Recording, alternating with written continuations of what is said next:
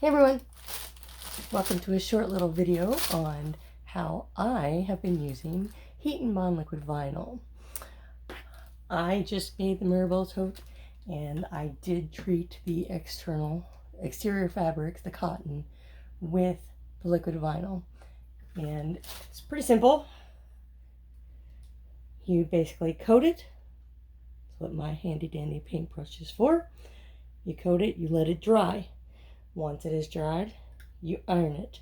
Now you can go without ironing it. However, if you do that, it can potentially wash away the protective coating.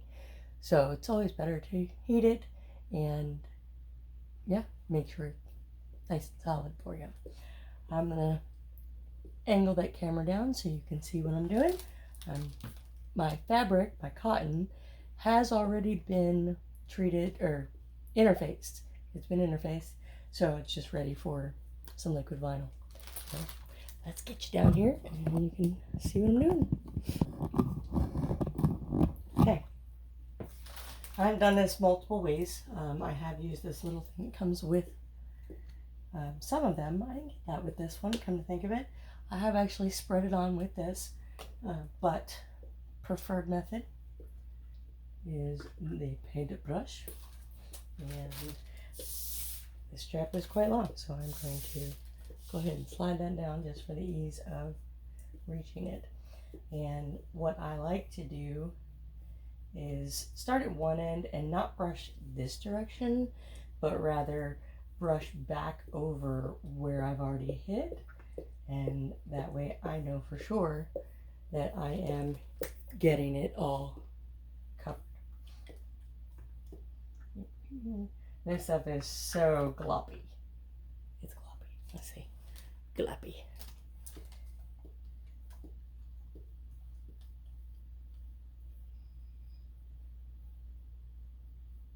And of course, once you have done this, you can still use the paintbrush for other things. It's just going to want to make sure that you wash it really, really well. Now, will I? Probably not. I'll probably just continue to use this brush for the liquid vinyl because I know that I have plenty of other projects that will require me to put the liquid vinyl on. I have some threads there that I didn't trim off when I sewed my pieces together because of course cotton very rarely is more than 44 inches wide, and I need to trim up my interfacing too, but I figure I can trim all that up after I have done this part of it. The other thing too that you got to watch out for is this going to alter the color of your design on your fabrics? And in fact, very subtly, I probably can't even see that, I feel like it gives it that look of almost like when you wax a new floor and it's all shiny. It's a deeper color. That's kind of what it reminds me of. So I think it looks better. I think it makes it look better. But not everybody would agree, and that is okay. Not everybody wants to take this time to do the extra steps because it does take time. Each coat you're looking at, however long it takes you to paint on the goop, and then beyond that you have to wait for it to dry, and then you have to iron it. And this is a very long sheet of parchment paper. However, I do not want to get it on my cutting mat.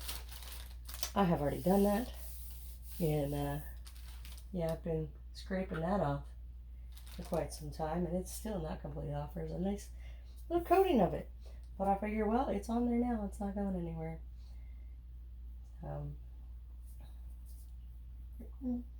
We're almost to the end of this. And the other thing I like to do too, because sometimes it's hard to see whether or not you've gotten a specific spot on your material, so I like to look at it from different angles under different lighting to make sure that I have in fact gotten all of the edges, every spot, and that it's all even and there's no weird brush strokes. It's just paying attention to it. Switch it up if you guys can see this end or not. It's a very long strap, so because it is a crossbody strap, so I'm at the other end of it, kind of working my way back now.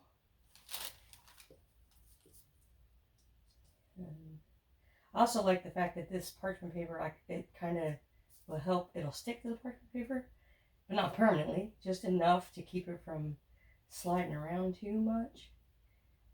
And let's see where I'm at as I made it shift. That's my look. I do find that when you use a paintbrush to put this on, you actually use less than when I used the scraper part. And maybe that's just my lack of self-control putting it on, but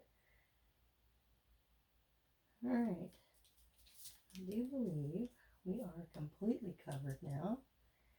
So this is where I start to look at it from different angles and make sure that I don't see brush strokes or gloppiness or thick lines, because the thicker it is, the longer it takes to dry. And I have made the mistake of taking an iron to it. Now, mind you, I do put another piece of parchment paper on top of it when I iron it, and you want it on a flat surface, hard flat surface. So I just actually used the cardboard that the material comes on, the bolt. I used that opened up.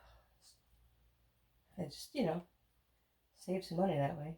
At one point, I'm sure I will manage to come up with a better way. I would love a bigger ironing board, thicker, more solid. I just have a cheapo Walmart ironing board. Maybe I'll make myself an ironing station at some point. But yeah, I am quite content with how much coverage I have on this. And now it's going to need to dry, so we're going to let it sit, check on it in an hour, and once it is completely dry, I will iron it, and then we'll come back and I will show you how I make the strap. It is a two-sided strap. We've got that material as well as waterproof canvas that will be used, and yeah, that's where we are for now. Time to let that dry. I do want to thank the Quilted Cow. They were the only ones that seem to have had this readily available for me to purchase. Shipping was really fast. Never mind the post office, because they sent it all over Timbuktu before it got to me. And yeah, stay tuned. We'll be back after I iron it. Alright, y'all. My cotton that has been coated with liquid vinyl is officially dry. I have ironed it. I have marked a line down the center of it and stuck double-sided tape on it as well. I went ahead and prepped the other side of this completely. That is double-sided tape. And what I am going to do, if you guys watched the Mirabelle tote video that I just did, you'll know that this piece has been cut just a little bit shorter than the purple. And that is so that I have a little hint of the purple on either side of the strap. And I am going to take that end, I'm going to fold this end down and then start folding in all the way down. And I am not folding this end up like that, because what I'm going to do is this will be the part that goes around the strap slider, and it will be in the end folded over twice, and either I might do a rivet. I might sew it down. I'm not sure yet. I will decide that when I get to it.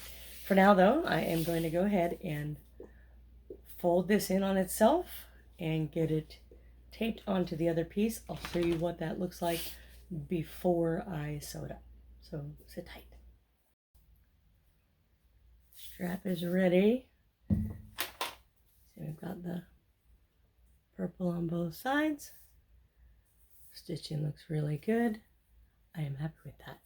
I am going to go ahead and add on my strap slider. Very simply up and over the center bar.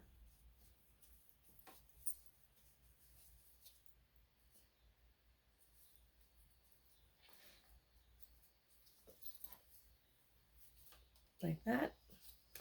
And then I am just gonna fold over once.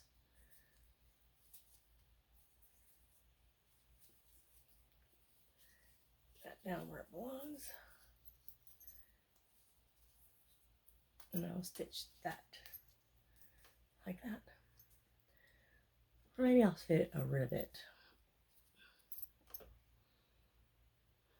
Or maybe I'll do both.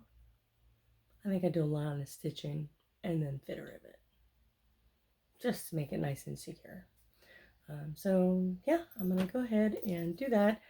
I will add my swivel hooks and then I will show you the final strap. All right, my crossbody strap is done. And if you haven't watched the Mirabelle Tote sew up yet, feel free to check that out. If you like what you're seeing, go ahead and subscribe and feel free to share it with anybody else you think might want to watch. And I just want to say thanks, and I'll see you in the next one.